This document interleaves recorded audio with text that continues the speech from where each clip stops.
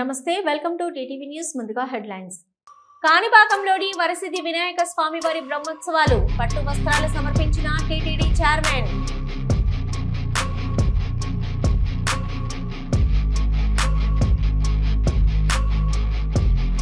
రాష్ట్రానికి 17 మెడికల్ కాలేజీల అనుమతినిస్తే అప్పటి రాష్ట్ర ప్రభుత్వం వాటిని గాలికి వదిలేసింది. మంత్రి కొలుసు పార్థసారథి. వరద ప్రభావిత కుటుంబాలకు అవసరమైన సహాయం అందిస్తాం, సీఎం రేవంత్ రెడ్డి హామీ.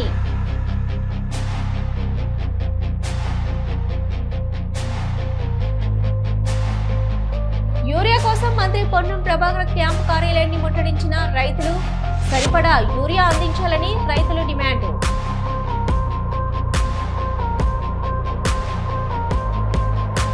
దోపిడీ సొమ్ము వాళ్ళ కుటుంబంలో చిచ్చు పెట్టింది. కేసీఆర్ కుటుంబంపై రేవంత్ రెడ్డి విసుర్లు.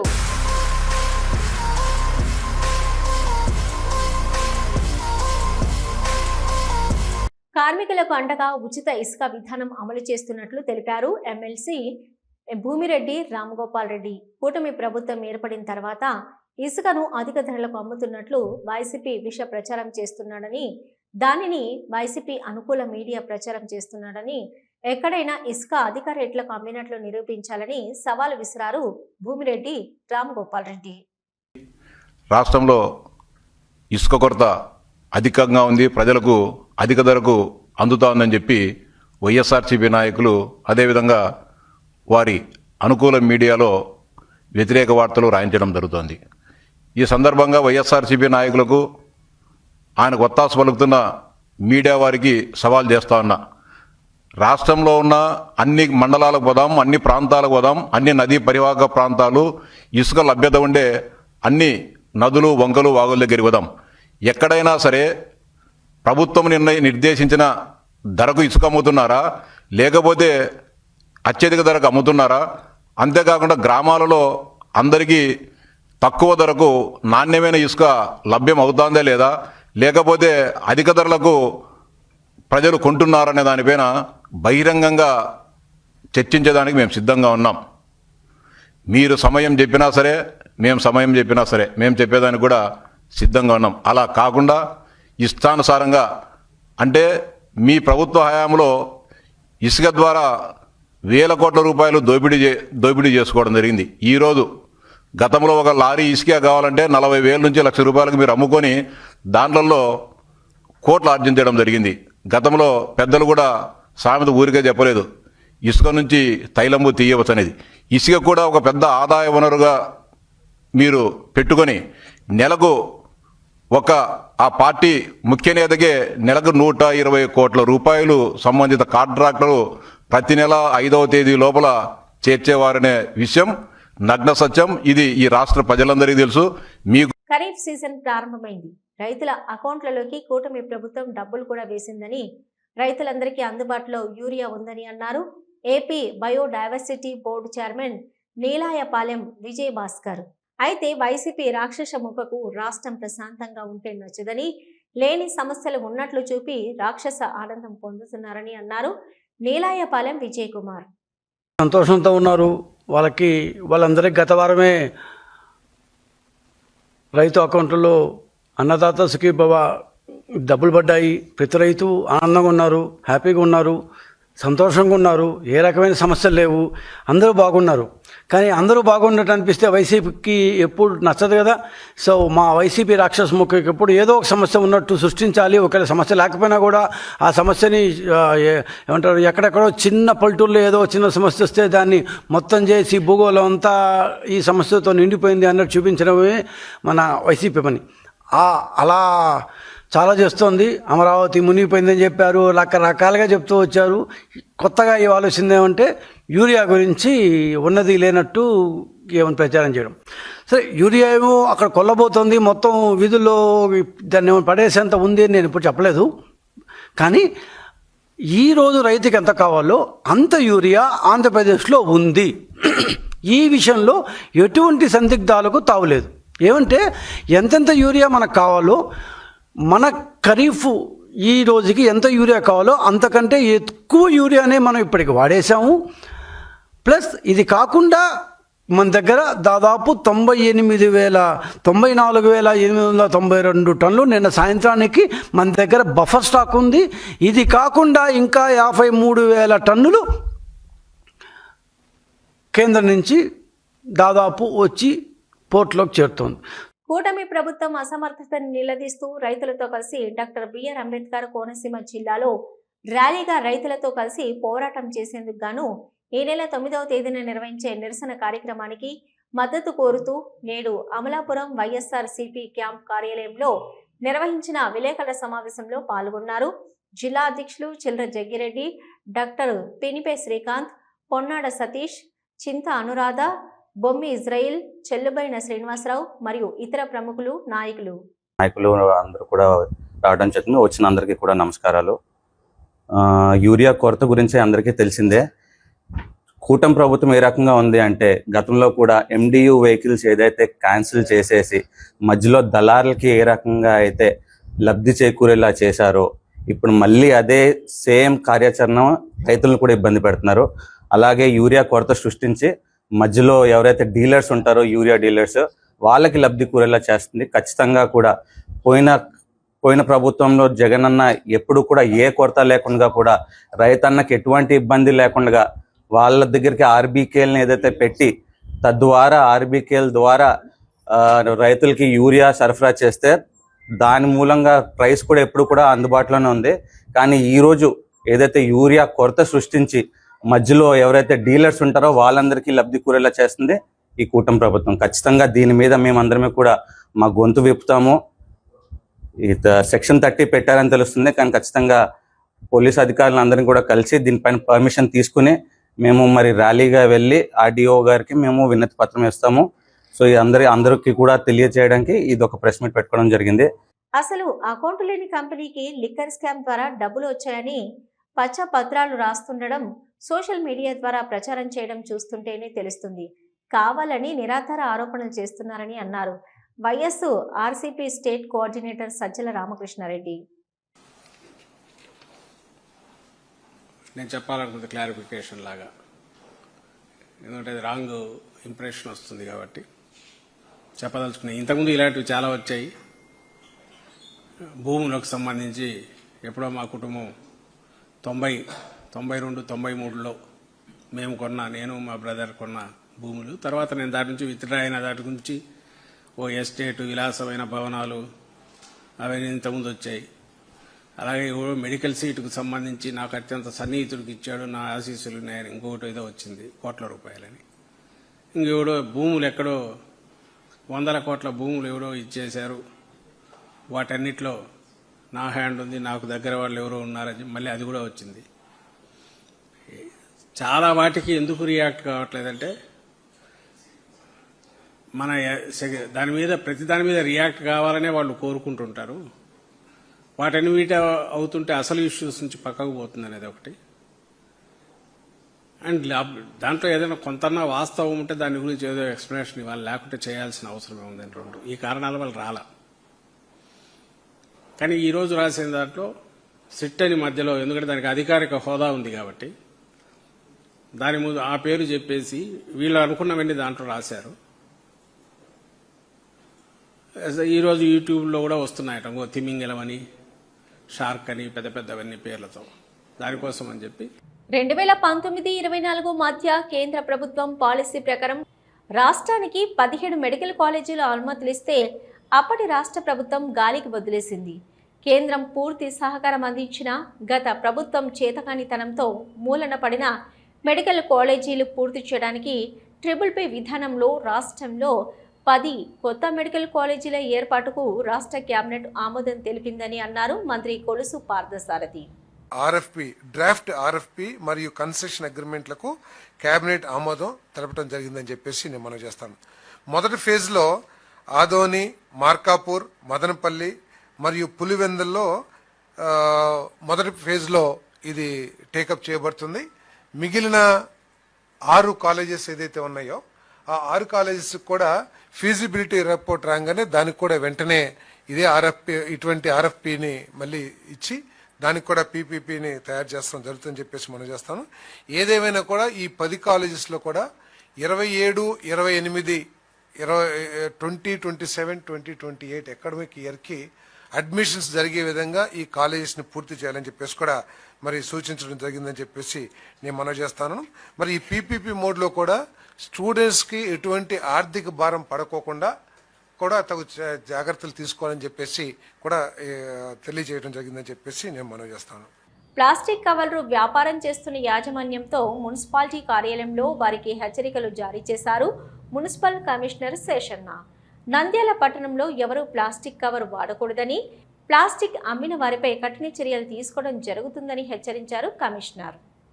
రాష్ట్ర ప్రభుత్వము ప్రజలకు ఉపయోగపడే కార్యక్రమాలు, సంక్షేమ కార్యకలాపాలు, అలాగే ప్రజల ఆరోగ్యానికి సంబంధించి ఎన్నో రకాల కార్యక్రమాలు చేస్తూ ఉంది. దానిలో భాగంగానే ఈ సంవత్సరం జనవరి నుంచి స్వర్ణాంధ్ర స్వచ్ఛాంధ్ర అనేటువంటి కార్యక్రమాన్ని చేపట్టింది. దీని యొక్క ప్రధాన లక్ష్యం ప్రజలందరూ ఆరోగ్యంగా ఉండాలి. ప్రజలు ఆరోగ్యంగా ఉంటే కనుక వాళ్ళు వాళ్ళ యొక్క శక్తి మేరకు వాళ్ళ యొక్క వర్క్స్ అవి నోట్ చేసుకొని సుఖంగా ఉంటారు అనేటువంటి లక్ష్యంతో ప్రతి నెల 3వ శనివారం ఒక కార్యక్రమంతో ప్రజల ముందుకు వస్తుంది. అందులో భాగంగానే జనవరి మాసంలో క్లీనింగ్ స్టార్ట్ అనేటువంటి ఒక కార్యక్రమంతో వచ్చారు. ఫిబ్రవరిలో ఇంటింటి నుంచి వేస్టేజ్తో వస్తుందో చెత్త, దాన్ని ఎలా సెగ్రిగేట్ చేయాలనే కార్యక్రమంతో వచ్చారు. మార్చి నెల మాసంలో ఈ యొక్క సింగిల్ యూజ్ ప్లాస్టిక్ ఏదైతే ఉందో దాన్ని అవాయిడ్ చేయండి అనేటువంటి ఒక స్లోగంతో వచ్చారు. కాణిపాకంలోని శ్రీ వరసిద్ధి వినాయక స్వామివారి బ్రహ్మోత్సవాల్లో భాగంగా టీటీడీ తరపున టీటీడీ చైర్మన్ బిఆర్ నాయుడు స్వామివారికి పట్టు వస్త్రాలు సమర్పించారు.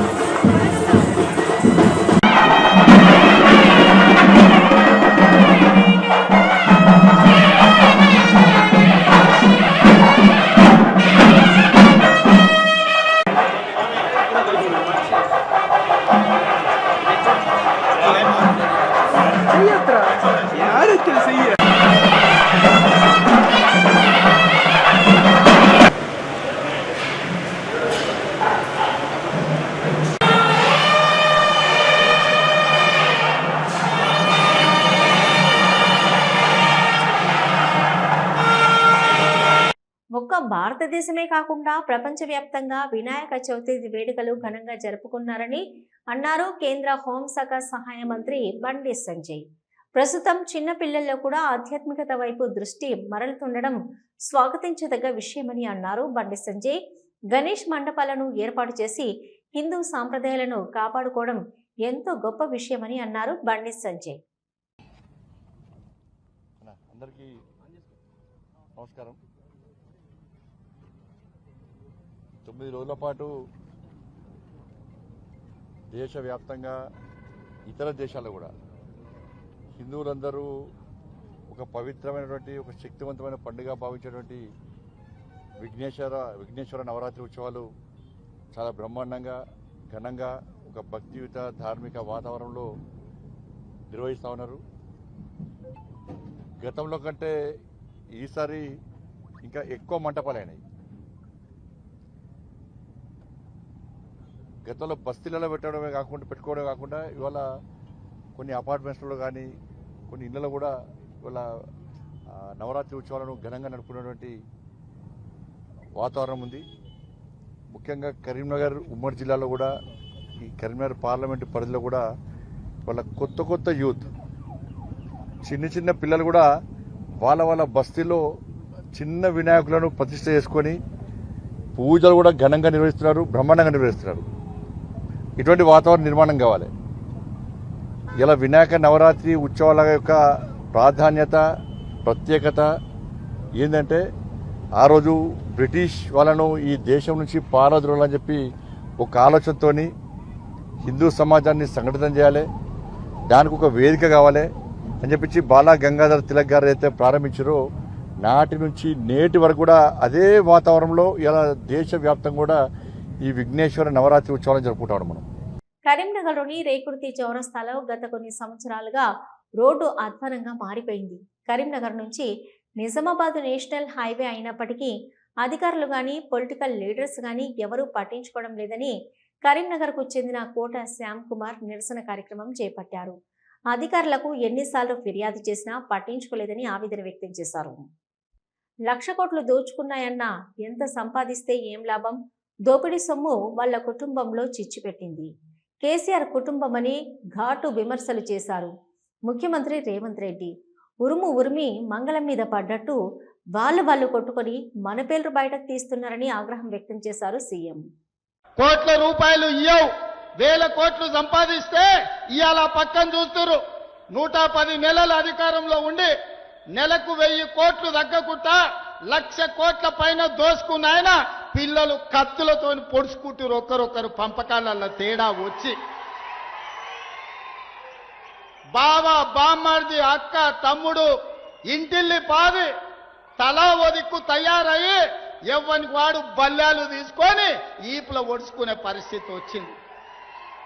ఏం సంతోషమైన తండ్రికి 1,00,000 కోట్లు సంపాదించిండు, ఫామ్ హౌజులు ఇచ్చిండు, బంగళాలు ఇచ్చిండు, వ్యాపారం ఇచ్చిండు, టీవీలు ఇచ్చిండు, పేపర్లు ఇచ్చిండు, రాసుకొనికే పేపర్ ఇచ్చిండు, చూపించుకొనికే టీవీ ఇచ్చిండు. కానీ వాళ్ళకు ప్రశాంతత కానీ ఆనందం ఇవ్వగలిగిండా? దోపిడీ సొమ్ము ఇవాళ కుటుంబంలో చిచ్చు పెట్టింది. ఇవాళ వాళ్ళు కొట్లాడుకొని ఉరిమి మంగళ మీద పడ్డట్టు వాళ్ళు పొడుచుకునే విడిచిపెట్టి మన పేర్లు తీసుకుంటారు. మేమేదో ఆన్లైన్ కాళ్ళు ఉన్నాం, మేమేదో ఈ లైన్ కాళ్ళు ఉన్నామని. కరీంనగర్లో రేపు జరిగే వినాయక నిమజ్జనోత్సవానికి సంబంధించి ఏర్పాట్లను పరిశీలించారు కేంద్ర హోంశాఖ సహాయ మంత్రి బండి సంజయ్ కుమార్. అందులో భాగంగా మానకొండూరు చెరువును, చింతకుంట చెరువును సందర్శించి నిమజ్జన ఏర్పాట్లపై జిల్లా అధికారులను అడిగి తెలుసుకున్నారు. గణేష్ విగ్రహాల తరలింపు సమయంలో కరెంటు తీగలు, చెట్లు అడ్డు లేకుండా అధికారులు తొలగిస్తున్నారు. గతంలో కన్నా ఎక్కువ సంఖ్యలో క్రేన్లను ఏర్పాటు చేయడం, స్విమ్మర్లను అందుబాటులో ఉంచడంతో పాటు తాగునీరు, లైటింగ్ ఏర్పాటు చేశారు. ఎలాంటి అవాంఛనీయ సంఘటనలకు తావివ్వకుండా ప్రశాంతంగా భక్తి శ్రద్ధలతో క్రమశిక్షణతో హిందువులంతా ఐక్యంగా నిమజ్జనోత్సవాలను దిగ్విజయంగా పూర్తి చేయాలని కోరారు బండి సంజయ్. కామారెడ్డి పట్టణంలో వరద ప్రభావిత కుటుంబాలకు అవసరమైన సహాయం అందిస్తామని, దెబ్బతిన్న ప్రాంతాల్లో శాశ్వత పునర్నిర్మాణ పనులు చేపడతామని ముఖ్యమంత్రి రేవంత్ రెడ్డి స్థానిక ప్రజలకు హామీ ఇచ్చారు. కామారెడ్డి పట్టణ ప్రజలు ముఖ్యంగా ఈ జిల్లాలోనే ఇటు కామారెడ్డి శాసనసభ నియోజకవర్గం, ఎల్లారెడ్డి శాసనసభ నియోజకవర్గం మొన్న భారీగా కురిసిన వర్షాల వల్ల ఇక్కడి పేదలు, రైతులు, విద్యార్థులు పూర్తిగా ఇబ్బందికి, నష్టానికి గురైంది.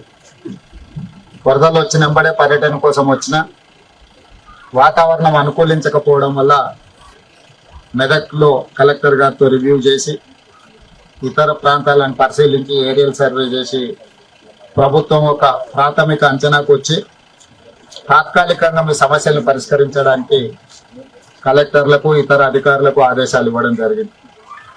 కష్టం ఉన్నప్పుడు ప్రజాప్రతినిధులే కాకుండా అధికారులు అందరూ ఈ జిల్లాలో సమన్వయం చేసుకొని ముందుకెళ్లడం వల్ల ఒకరికొకరు సహకరించుకొని కష్టాలలో ఉన్న ప్రజలకు అండగా నిలబడడంతో చాలా వరకు ప్రాణ నష్టం తగ్గింది. కామారెడ్డి జిల్లా బుడిగిడ గ్రామంలో ఇటీవల భారీ వర్షాలు, వరదలతో దెబ్బతిన్న పొలాలను పరిశీలించి రైతులతో నేరుగా మాట్లాడారు ముఖ్యమంత్రి రేవంత్ రెడ్డి.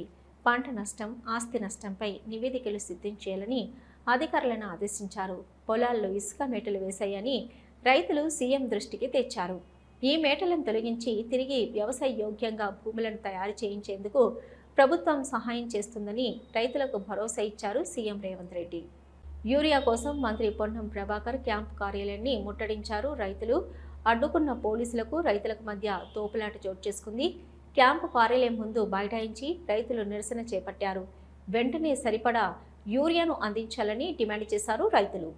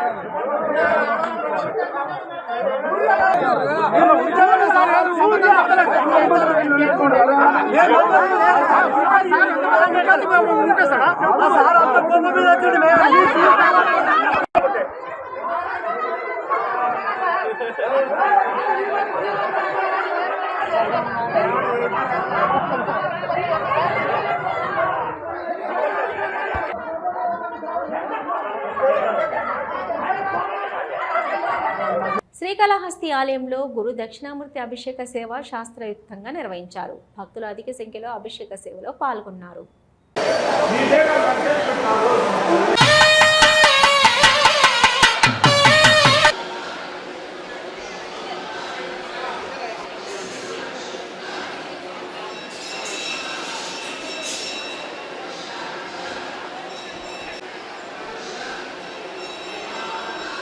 ధర్మ అర్థ కామతిభిస్సేద సాధనం శ్రీ మహాగణాధిపతయే నమః ధ్యాయామి ధ్యానం సమర్పయామి ఆభరణార్థమపి పుష్పాణి సమర్పయామి పుష్పేదవే నమః గణాధ్యక్షాయ నమః ఫాలచంద్రాయ నమః మంత్రం పవిత్రం ఆవాహిత సమస్త దేవీ దేవత ప్రచోదిసో నమః అపాంబదయే నమః స్వరూపిణే నమః హర నమః పార్వతీపతయే హర హర మహాదేవ.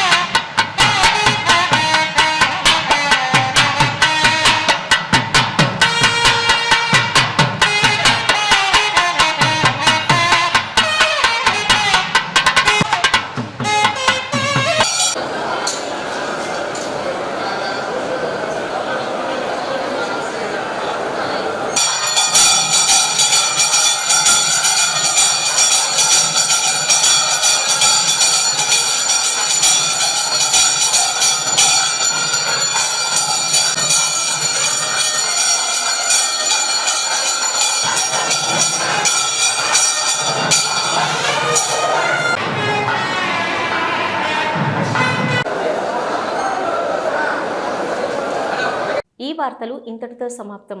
తిరిగి వార్తలతో మళ్ళీ కలుద్దాం. అంతవరకు సెలవు.